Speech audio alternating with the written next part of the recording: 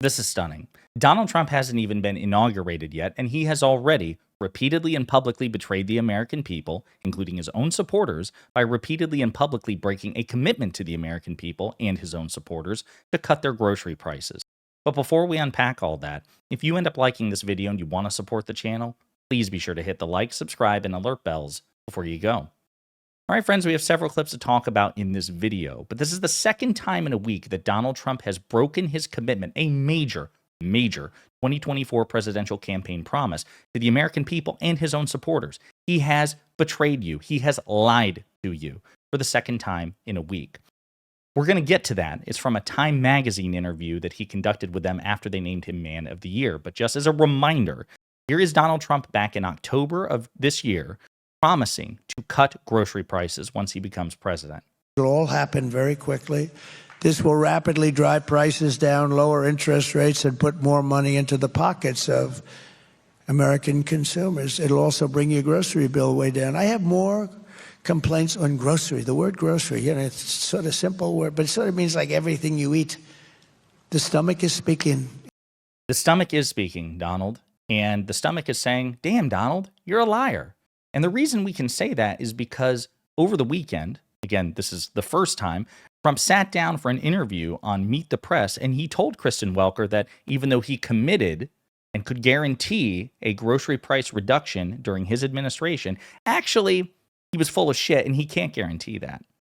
I want to delve into one of your signature promises on the campaign trail, which was to end inflation, to lower prices. You are now proposing tariffs against the United States' three biggest trading partners. Economists of all stripes say that ultimately consumers pay the price of tariffs. I don't believe Can you guarantee American families won't pay more? I can't guarantee anything. I can't guarantee tomorrow.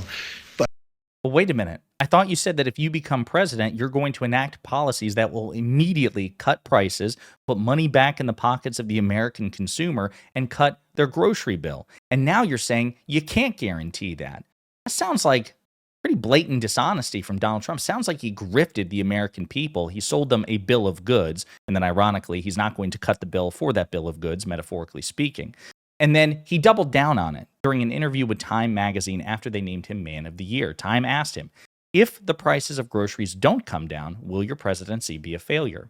I don't think so. Look, they got them up. I'd like to bring them down. It's hard to bring things down once they're up. You know, it's very hard. But I think that they will. I think that energy is going to bring them down. But he says he can't guarantee it. I'd like to bring them down, but it's hard to bring things down. No shit. Of course it's hard to bring them down. Certainly without any sort of deflationary spiral, which will collapse the economy and make things so much worse for the American consumer. That's why it was really easy for you to throw stones in this glass house and say, oh, Joe Biden and Kamala Harris, they are single-handedly responsible for hiking up your grocery bills. I can snap my fingers and cut them in half. But that is exactly what Trump said. Trump demonized the Biden-Harris administration, blamed them for the price of groceries, and then said that he, using the magic executive wand, could snap his fingers and cut your grocery prices, cut the grocery prices of his own supporters. And now he's saying he was full of shit. He's admitting he can't do it. He can't guarantee it. He'd like them to come down, and I'm sure he would, at least for political purposes.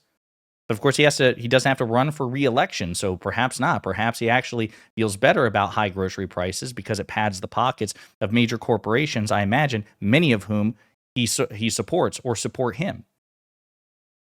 But Trump made a promise repeatedly, and he is already breaking that promise in broad daylight.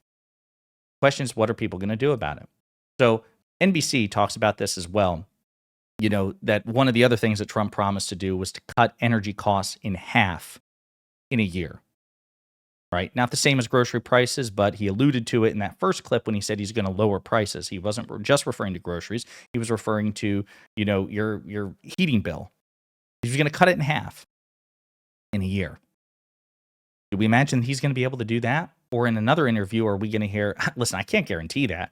Sure, I guaranteed it, but I can't guarantee it now because I won the election, so I can be a bit more honest because you guys can't get rid of me now. Shameless dishonesty from a shamelessly dishonest person. And on the subject of high grocery prices, Time magazine also asked him about uh, high grocery prices and how it pertains, or the relationship between high grocery prices or grocery prices in general, and Trump's plans to mass deport millions of undocumented migrants in this country, many of whom work in the agricultural sector. So Time magazine says many of the people who voted for you, as you mentioned a moment ago, cited high prices, particularly of food and groceries. If you deport millions of migrant agricultural workers, won't the prices of food rise sharply? No, because we're going to let people in, but we have them in legally. We don't want people to come in from jails. We don't want the jails of Venezuela and other countries, not just South American countries, which, by the way, that's not happening.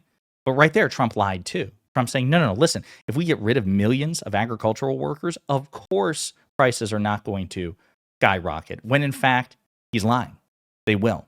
He's either lying or he's so stupid that he doesn't even realize he's lying. Like, he's just profoundly stupid. But either way, it's a falsehood. It's either a deliberate, malicious falsehood, or it's the falsehood of somebody who doesn't know what the hell they're talking about. So The Hill has a discussion about this as well. They published this, as a matter of fact, earlier today. Economic fallout from Trump mass deportations could eclipse the Great Recession. Trump's mass deportation proposals threaten to gut the U.S. economy, shrinking growth and the labor force while juicing inflation, according to a report released Thursday by Democrats in the Congressional Joint Economic Committee. Sourcing data from the Peterson Institute for International Economics, the report found that deporting 8.3 million immigrants in the country illegally could reduce GDP by 7.4% and reduce employment by 7% by 2028, likely resulting in zero overall growth during Trump's second term. Trump has proposed deporting all such immigrants in the United States, currently an estimated 11 million, and millions more currently protected by humanitarian programs such as the temporary protected status, who could lack legal status, if the programs were cut. According to an American Immigration Council estimate sourced by the JEC report, deporting at a clip of 1 million people per year, echoing a proposal by J.D. Vance to start with 1 million, could generate a 4.2% to 6.8% loss in GDP. The U.S. economy shrank by 4.3% during the Great Recession, the report's authors noted. Trump's plan to deport millions of immigrants does absolutely nothing to address the core problems driving our broken immigration system. Instead, all it will do is raise grocery prices, destroy jobs, and shrink the economy. His immigration policy is reckless and would cause irreparable harm to our economy, which even conservative macroeconomists have been screaming about for months. The Wall Street Journal, a Fox News sister publication, they have been shouting about this for months. It's not just, woke liberal economists, conservative economists that want Trump to win. But even they're saying, this is madness. His policies are just objectively inflationary if he follows through with them. And he seems to believe, no, they're just dead wrong. It's just magically things are going to happen. These inflationary things I'm proposing, they will not be inflationary because I say so. He's like buying his own press. He's drinking his own Kool-Aid. And as dangerous as that is, I just want to go back to, he hasn't been inaugurated yet. That happens on January 20th, 2025. And he is already repeatedly in public breaking his word to you, the American people, and specifically people who voted for Trump. I mean, he made the commitment, period, that he was going to cut grocery prices, so that applies to everybody. But he specifically lied to you, the Trump voter, the Trump supporter. I imagine one of the reasons you voted for him was because you believed that he would cut grocery prices. Now he's saying he can't guarantee it, even though he did guarantee it when he was lobbying for your damn vote. He lied to you. The question is, what are you going to do about it? What are the Democrats going to do about it? What are the media going to do about it? As far as I'm concerned, it's relatively simple. I'm not saying it's a panacea, but this is the best we can do, which is that Democrats have to remember that Donald Trump will be president, Republicans will control the Senate, Republicans will control the House, Republicans will have a 6-3 conservative supermajority on the Supreme Court. That is a unified government that Democrats would kill to have, metaphorically speaking. We never had that. Even when President Biden had the Senate and the House, he didn't have the Supreme Court. So Trump has a unified government. And what that means is, by Republican logic, the logic that they applied to Joe Biden, is that anything bad that happened on Joe Biden's watch was because of Joe Biden, and therefore he was morally and politically responsible for it, and therefore he should suffer a moral and political and sometimes even criminal consequence, according to Republicans. That same standard is something that Democrats should enforce against Trump religiously, relentlessly. When Donald Trump is inaugurated, if grocery prices aren't cut in half, if he doesn't end the Ukrainian war in 24 hours, if he doesn't do all these things, we should be on the horn both in alternate media spaces and mainstream media. We should be shouting from the rooftops. Donald Trump broke his word. Donald Trump broke his word. He said grocery prices will be cut in half. They aren't. That's his fault. He made the commitment. It's all on him. Democrats are perfect in this scenario. That's how we should be pitching it. It's all on the Republicans. We didn't do a damn thing because we don't have power. It's all his fault. And maybe you should reward Democrats with power in the next election. I think, in my opinion, we should try playing politics the way that Republicans do. Will it work? I think it might. But what if it doesn't? Well, at least we're trying something different. But we should work aggressively to correct the double standard. Republicans are benefiting from it. They have created a political environment in which not only Republicans and not only mainstream media and not only right-wing media, but quite often, unfortunately, centrists and independents as well, grade Republicans on a curve. Anything bad happens on the watch of a Democrat, it's 100% the Democrat's fault. Anything bad happens on Trump's watch, maybe it's still the Democrat's fault. We can't just assume that people will see or recognize that Trump broke his promise. In this information age, with our attention span, with their ecosystem, with all the things that we have in front of us, jobs and families and friends, all of the other obligatory commitments, all of the simultaneous commitments we have, Democrats can't assume facts will speak for themselves. And so just like Republicans, when gas prices hiked up or were hiked as we left the pandemic, as the economy began to open up and people began to travel more under the Biden administration, gas prices were high. They blamed Joe Biden for it, even though no president, Trump, Biden, Democrat, Republican, is literally responsible. It's not like they have a lever they can pull to hike gas prices. And even if there was that magic lever, why the hell would Biden pull it, knowing that it would be politically harmful to him? None of it makes any sense, but they didn't care. They blamed Biden for it. And so what would they do? They would take little Biden, I did that stickers and slap it on gas station pumps. Democrats need to bring that energy. When our grocery prices are not cut in half and potentially skyrocket if Trump follows through with what he's talking about, 25% tariff on Canada and Mexico, then there should be Trump, I did that stickers on every damn grocery shelf. We should be throwing them out. That's the sort of energy that Democrats, in my opinion, need to bring to this. We have to remind the American people, Trump made you a promise. He is as morally obligated to follow through on his promises as any other politician, including Democrats.